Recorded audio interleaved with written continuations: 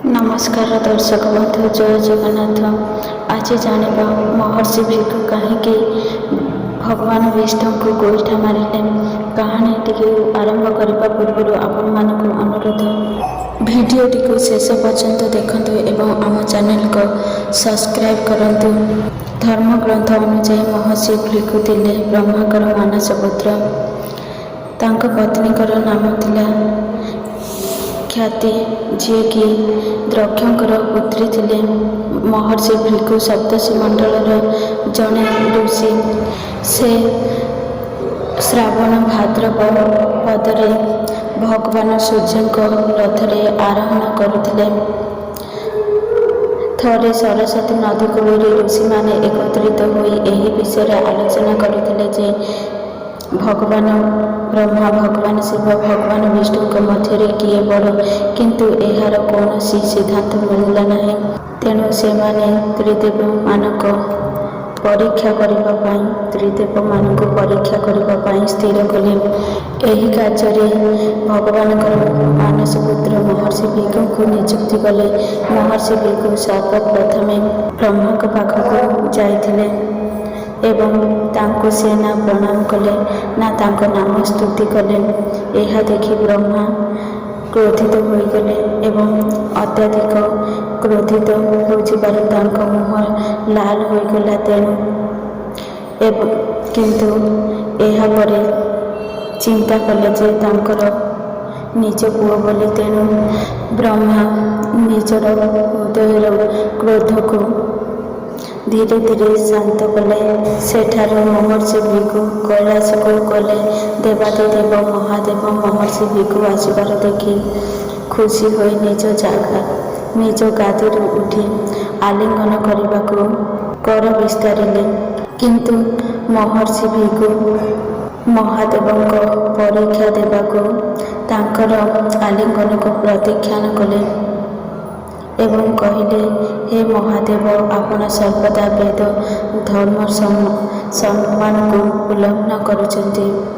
ପାପୀ ଏବଂ ଦୁଷ୍ଟମାନଙ୍କୁ ଯେଉଁ ସୁଫଳ ପ୍ରଦାନ କରୁଛନ୍ତି, ସେମାନଙ୍କର ଭୟରେ ସୃଷ୍ଟି ସଙ୍କଟ ସୃଷ୍ଟି କରିଛି। ତେଣୁ ମୁଁ ଆପଣଙ୍କୁ କଦାପି ଆଲିଙ୍ଗନ କରିବି ନାହିଁ। ଏକଥା ଶୁଣି ମହାଦେବ ଅତ୍ୟଧିକ କ୍ରୋଧିତ ହୋଇ ତାଙ୍କୁ ହତ୍ୟା କରିବା ପାଇଁ ତ୍ରିଶୂଳ ଉଠାଇଲେ। ମାତା ସତୀ ମହାଦେବଙ୍କୁ ଶାନ୍ତ କରାଇଲେ। ଏହାପରେ ମହର୍ଷି ଭିକ୍ଷୁ ବୈକୁଣ୍ଠପୁରକୁ ଗଲେ। ଏହି ସମୟରେ ଭଗବାନ ବିଷ୍ଣୁ ମାତା ଲକ୍ଷ୍ମୀଙ୍କ ସହିତ ପ୍ରେମ ଆଳାପରେ ମାତିଥାନ୍ତି। ମହର୍ଷି ଭିକ୍ଷୁ ଭଗବାନ ବିଷ୍ଣୁଙ୍କ ନାମକୁ ଯେତେ ସ୍ତୁତି କଲେ ମଧ୍ୟ ତାଙ୍କର ଭଗବାନ ବିଷ୍ଣୁ ତାଙ୍କ ଆଡ଼କୁ ଧ୍ୟାନ ଦେଲେ ନାହିଁ। ଏହା ଦେଖି ମହର୍ଷି ଭିକ୍ଷୁ ଅତ୍ୟଧିକ କ୍ରୋଧିତ ହୋଇ ଭଗବାନ ବିଷ୍ଣୁଙ୍କର ଛାତିକୁ ଜୋରରେ ଗୋଇଠା ମାରିଲେ। ଭଗବାନ ବିଷ୍ଣୁ ଖୁବ୍ ଶୀଘ୍ର ଆସନ ଛାଡ଼ି ମହର୍ଷି ଭିକ୍ଷୁଙ୍କୁ ପ୍ରଣାମ କରି ତାଙ୍କ ପାଦକୁ ଆଉଁସି ଦେଇ କହିଲେ, ଆପଣଙ୍କୁ ଆଘାତ ହୋଇନି ତ? ଦୟାକରି ଆପଣ ଏହି ଅବସ୍ଥାରେ ଆସନ ଗ୍ରହଣ କରନ୍ତୁ। ମୁଁ ଆପଣଙ୍କର ଶୁଭ ଆଗମନ ଜାଣିପାରିଲି ନାହିଁ, ତେଣୁ ଆପଣଙ୍କୁ ସ୍ୱାଗତ କଲି ନାହିଁ। ଆପଣଙ୍କର ପଦସ୍ପର୍ଶରେ ମୁଁ ଆଜି ଧନ୍ୟ ହୋଇଗଲି। ଏହିଭଳି ଭଗବାନ ବିଷ୍ଣୁ ମହର୍ଷି ଭିକ୍ଷୁଙ୍କୁ କହିବାର ଦେଖି ମହର୍ଷି ଭିକ୍ଷୁଙ୍କ ଆଖିରୁ ଲୁହ ଆସିଗଲା ଏବଂ ଭଗବାନ ବିଷ୍ଣୁଙ୍କ ପାଦ ତଳେ ପଡ଼ିଗଲେ। ତାପରେ ମହର୍ଷି ଭିକ୍ଷୁ ମୁନିମାନଙ୍କ ପାଖକୁ ଫେରିଗଲେ। ଭଗବାନ ବିଷ୍ଣୁ, ଭଗବାନ ଶିବ, ଭଗବାନ ବ୍ରହ୍ମାଙ୍କର ଅନୁଭୂତିକୁ ମହର୍ଷି ଭିକ୍ଷୁ ଋଷିମାନଙ୍କ ସମ୍ମୁଖରେ ବିସ୍ତାରିତ ଭାବରେ କହିଲେ। ଏହି ଅନୁଭୂତି ଶୁଣି ଋଷିମୁନିଗଣ ଆଶ୍ଚର୍ଯ୍ୟ ହେଲେ ଏବଂ ତାଙ୍କ ମନରୁ ସବୁ ସନ୍ଦେହ ଦୂର ହୋଇଗଲା। ସେହିଦିନଠାରୁ ଭଗବାନ ବିଷ୍ଣୁଙ୍କୁ ବଡ଼ ଭାବି ପୂଜା ଅର୍ଚ୍ଚନା କଲେ।